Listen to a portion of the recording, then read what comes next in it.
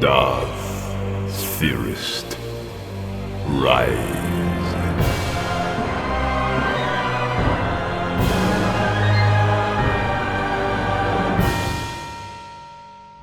What if Ahsoka was knighted before the Jedi Temple bombing? Let's explore the depths of it in the video. If this video gets 3,000 likes, we'll release a part 2. The council chamber feels different this time, not because of any physical change, but because of what's about to happen. She's been called here without explanation, summoned from her quarters after returning from the successful Onderon mission. Yoda's ancient eyes study her. Master Windu maintains his usual stern composure, while Obi-Wan offers the slightest hint of approval. The weight of their collective attention presses down on her, but she stands steady. Return from Onderon you have. Success your mission was. But more than success, leadership you showed. Your recent actions demonstrate qualities we expect from Jedi Knights, not Padawans. Independent thinking, strategic judgment, the ability to lead others in combat. Ready for greater responsibility you are. Kneel, Padawan Tano. By the right of the Council, by the will of the Force, Knight Ahsoka Tano, you are. With this rank comes full responsibility for your actions. No master will guide your choices. No council oversight will shield you from consequences. You answer to the Force and your own conscience. I understand, Master Windu. Hours later, Ahsoka stands alone in her quarters she now has to herself as a knight. The silence feels strange after years of sharing space with other Padawans. She examines the new insignia on her robes, the subtle changes that mark her new rank. The doors chime. Anakin enters, his expression mixed with pride and something more complex. Knight Tano, how does it feel? Different? Good different. But lonely different. They walk together toward the mission assignment chamber, their conversation carrying new undercurrents. Where once Anakin would have given orders, he now offers suggestions. Where once Ahsoka sought permission, now she makes statements. The council moved quickly with your promotion. Sometimes I think they take years to decide anything. Then suddenly... Master, Anakin, your time will come. Will it? I've been fighting this war since it started. I've trained you to knighthood, but apparently that's not enough for them. He's still a knight himself, despite everything he's accomplished. Despite the Clone Wars, the battles won, the impossible missions completed. The conversation grows uncomfortable. She can feel his ambition like heat radiating from a flame. It's not directed at her, but it's there, growing stronger. A day after Ahsoka's knighthood ceremony, Anakin's personal comlink chimes with a familiar tone. Chancellor Palpatine's office. Anakin, my boy, I heard the wonderful news about your former Padawan. Congratulations are in order. In the opulent Chancellor's office, Palpatine gestures for Anakin to sit in the comfortable chair across from his desk. The view of Coruscant skyline stretched behind him like a backdrop of power. Thank you, Chancellor. Ahsoka earned her knighthood through her own merit. Indeed she did, though I can't help but notice the irony of the situation. Irony? Here you are, the hero of the Clone Wars, the Jedi who's won more battles than any knight in recent memory. You trained Padawan Tano to knighthood. Her success is a direct result of your guidance and wisdom. Yet the Council promotes her while leaving you at the same rank. It suggests they value her potential more than your proven accomplishments. The Council has their reasons. Of course they do, but sometimes I wonder if those reasons have less to do with your capability and more to do with politics. You're independent, Anakin. You think for yourself. Some institutions find that threatening. In my experience, those who achieve greatness often find themselves held back by those who fear their potential. Your former Padawan's promotion should be a celebration of your mentorship. Instead, it highlights the Council's blindness to your own worthiness. I want to believe the Council sees my value. I see your value, my boy. Your courage, your power, your loyalty. Perhaps that's enough for now. A week into her knighthood, Ahsoka sits in the archives late at night, reviewing her new access permissions. The datapad shows sections she's never knew existed, restricted materials, ancient texts, classified intelligence reports. The responsibility feels overwhelming.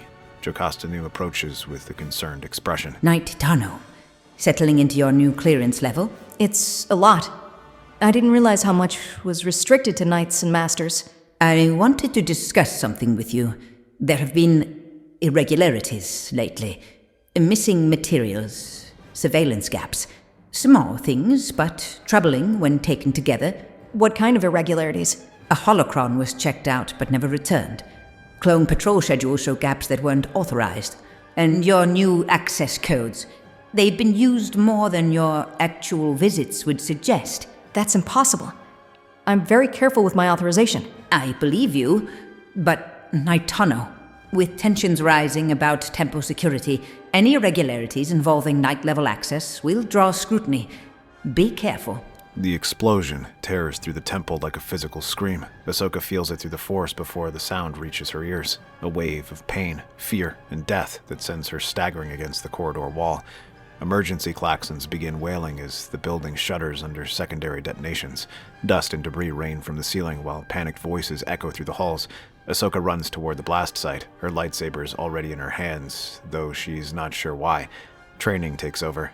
As a knight, she is responsible for not just herself, but everyone around her.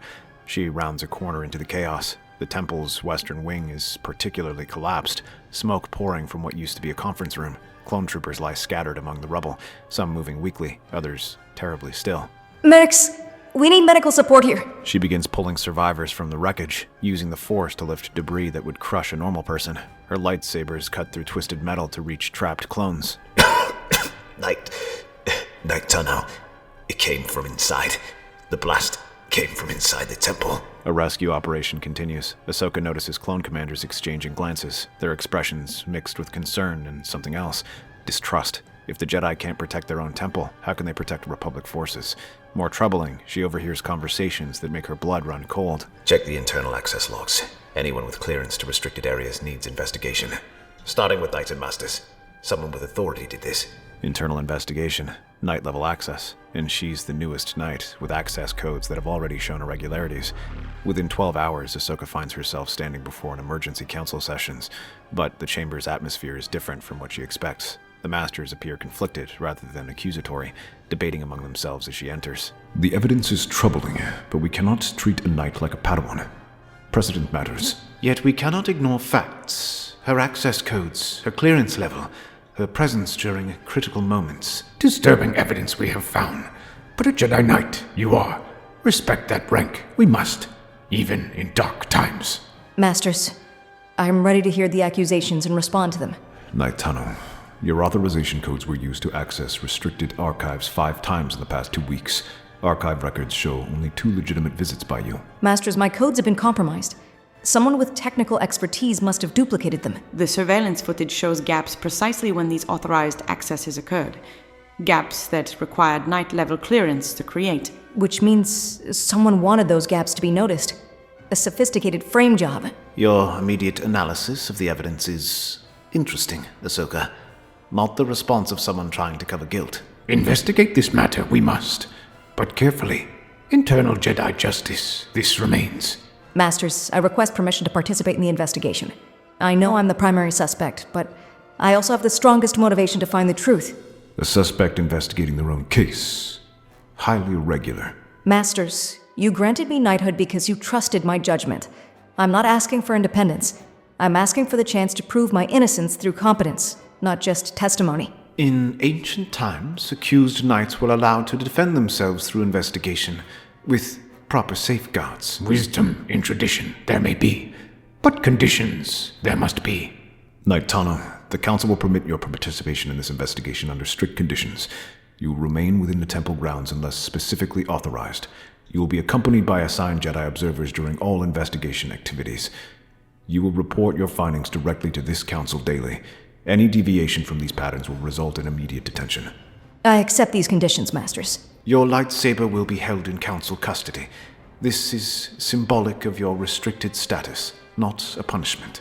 The distinction matters. She's being treated as a knight under suspicion, not a criminal under arrest. One chance you have. Waste it not. Prove your innocence through investigation, or face consequences befitting your rank. The investigation begins the next morning, with formal protocols befitting a knight's status. Ahsoka meets with her assigned observer, Master Luminara, in a secure briefing room. The arrangement feels strange, professional courtesy mixed with obvious suspicion. Knight's Honor, I want you to understand my role. I'm here to insert proper procedure, not to hinder your investigation. I understand, Master Undalai.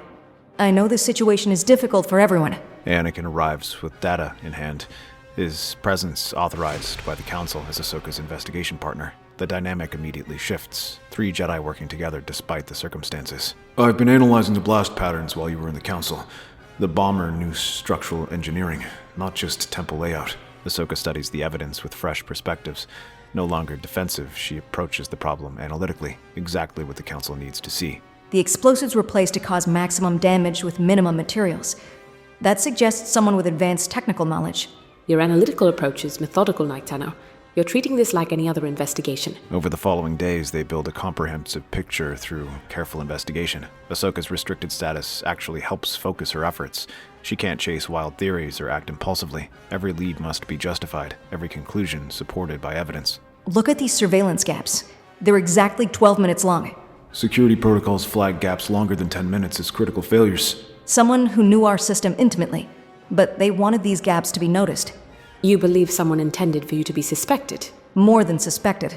They want me specifically to take the fall. Each evening, Ahsoka reports to the Council chambers for mandatory progress briefings. By the 3rd day, the meetings have taken on an uncomfortable pattern. Knight Tenno, your investigation has produced theories but no concrete results. The Republic is asking questions we cannot answer. Master Windu, proper investigation takes time. Rushing to conclusions without evidence would serve no one. Time is a luxury we don't have. Every day this remains unsolved, confidence in the Order erodes further. Patience, Master Windu. Thorough investigation, better than hasty judgment. Knight Tenno, are you certain your personal investment in clearing your name isn't clouding your objectivity? Masters, my proposal stakes make me more determined to find the truth, not less capable of recognizing it. Your determination had better produce results soon. The Republic won't wait indefinitely for Jedi justice. As she leaves the chamber each night, Ahsoka feels the weight of institutional expectation pressing down on her shoulders. The investigation reveals a pattern of careful manipulation. Someone with intimate knowledge of Ahsoka's habits, schedule, and access patterns. Someone who could predict how she would respond to various situations. Ahsoka, only a few people knew you well enough to frame you this precisely. The list is uncomfortably short. Masters who've observed her training, fellow knights who've served with her, Padawans who've grown up alongside her. Someone I trust. Someone who knows me. Before they can pursue the theory further, Anakin's comlink crackles with urgent priority signals. Intelligence reports indicate Count Dooku has been spotted in the Outer Rim territories, a rare opportunity that demands immediate response. The timing couldn't be worse. But if we can capture Dooku... Go. This investigation can't wait. But neither can that mission. Luminara and I will follow the lead. Anakin departs reluctantly, leaving Ahsoka to face the final confrontation without her strongest ally. On the 4th day, Ahsoka makes a request that surprises everyone. Master Luminara, I need to check something, but it requires accessing areas where the bombing occurred. That would need Council authorization. Then please request it. I believe I know who did this. With Council permission, Ahsoka and Luminara descend to the maintenance levels, where the explosives were planted. Ahsoka leads them through narrow corridors to a small meditation alcove she remembers from their youngling days. The space overlooks the damaged section, offering a clear view of the destruction. Sitting in meditation pose, surrounded by the chaos she created, they find Barriss Ophi. I wondered when you'd figure it out, Ahsoka. Luminara's hand moves instinctively toward her lightsaber, but Ahsoka gestures for patience. Why, Barriss? Why frame me? Because you're everything they want us to become. The perfect knight. Competent, independent, willing to make hard choices. The war has corrupted us all, Ahsoka. They promoted you because you're good at war, not because you're wise in peace. Barriss, this isn't the answer. Violence never... Violence? This is revelation. Someone had to show the Order what we've become. And if they could suspect even you... Her lightsaber ignites with a snap hiss. Blue plasma casts eerie shadows in the alcove. Join me, Ahsoka. Help me expose their corruption. Together we can force them to remember what Jedi are supposed to be. I won't destroy the Order to save it, Barriss. Then I'm sorry, my friend. I can't let you leave. She moves with desperate speed, her blade cutting toward Luminara, who's closer to the exit, but Luminara is ready, her green lightsaber meeting the attack with practiced precision. The duel erupts in the confined space, blue and green plasma dancing in deadly patterns. Luminara's form is elegant, defensive. Luminara circles carefully, her blade moving in tight defensive arcs. Each of Barriss's strikes meets perfect parries, the master's technique flawless despite the cramped quarters. You're all the same. blind to your own corruption. She presses forward with aggressive strikes, but Luminara gives ground gracefully, and using the alcove's geometry to her advantage. The Master's blade work is a masterclass in defensive combat. Ahsoka watches in tense silence, ready to help, but knowing her interference might distract Luminara at a critical moment. Barris, surrender now. This path leads only to darkness. But Barris's attacks grow more desperate, more vicious. She abandons proper form for raw aggression. Her blade work becomes wild and unpredictable.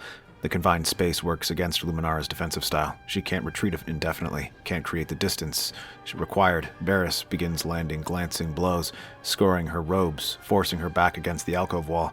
Luminara adapts, shifting from pure defense to defensive counters.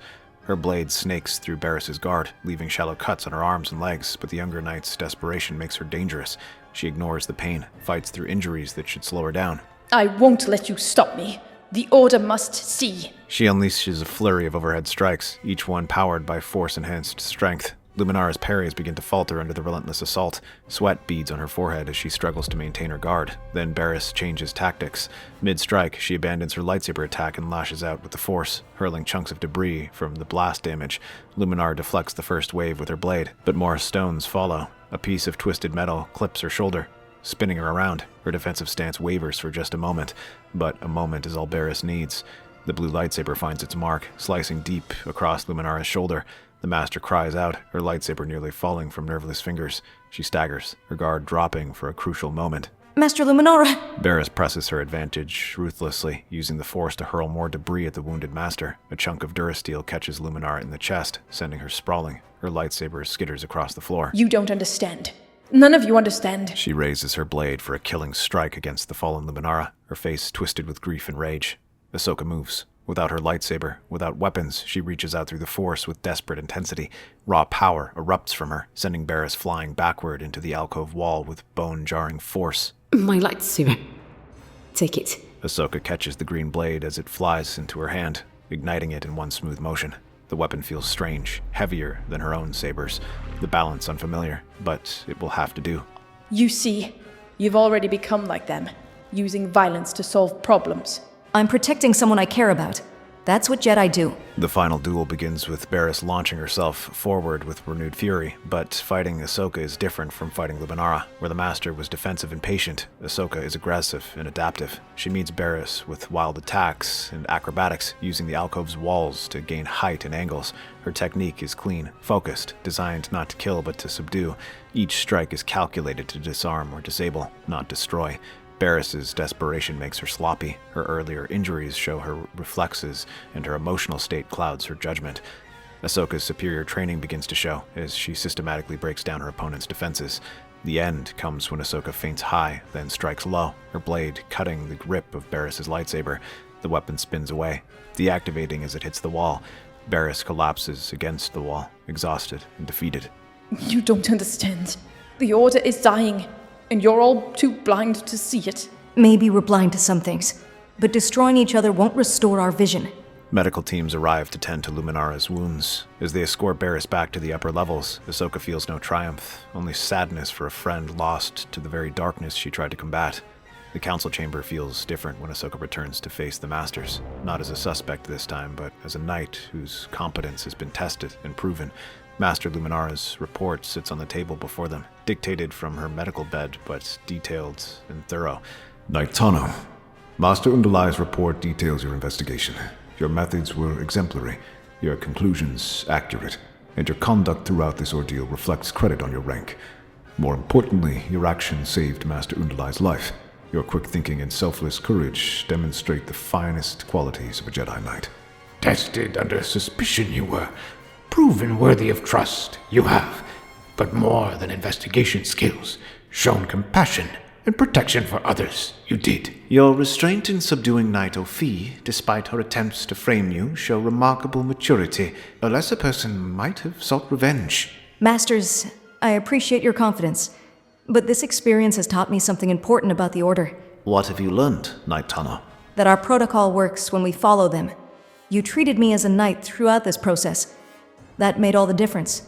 Your point is well taken, and your actions proved that our confidence in promoting you was justified, even under the most challenging circumstances. Master Undulai specifically requested that we commend your protective instincts. You risked your own safety to save her. Strong in the Force, you are, but stronger still in character. A true Jedi Knight, proven beyond a doubt. The session concludes with Ahsoka's complete vindication and enhanced standing within the Order. She's no longer a promising student being guided toward knighthood. She's a knight whose competence has been tested under the most difficult circumstances and found exceptional. In the days following her vindication, Ahsoka finds herself changed by the experience. The investigation taught her not just about evidence and deduction, but about herself and her place in the Order. In her quarters, she reflects on what knighthood actually means. It's not just independence and authority, it's the responsibility to maintain the Order's principles, even when the Order itself falters. Anakin visits regularly, their bond strengthened by the crisis they weathered together. How are you processing everything? I understand now why the Council hesitated to promote Padawans quickly. Not because we lack skill, but because we haven't been tested by real adversity. Being suspected of terrorism definitely qualifies as real adversity. I suppose it does. But Anakin, I also understand why the Council struggles with your promotion. It's not about your abilities. It's about how you handle institutional pressure. During my investigation, every moment felt like a test. I had to prove myself not just to clear my name, but to maintain the respect my rank deserves. And I don't take that kind of pressure well. You handle it differently. You take it personally. You let it fuel anger instead of focus. The conversation reveals the different paths their careers might take. Ahsoka has learned to work within the system while maintaining her principles. Anakin continues to struggle against the system while maintaining his loyalty. Ahsoka's recommendations for temple security are implemented swiftly, but her insights about Jedi support systems take longer to address.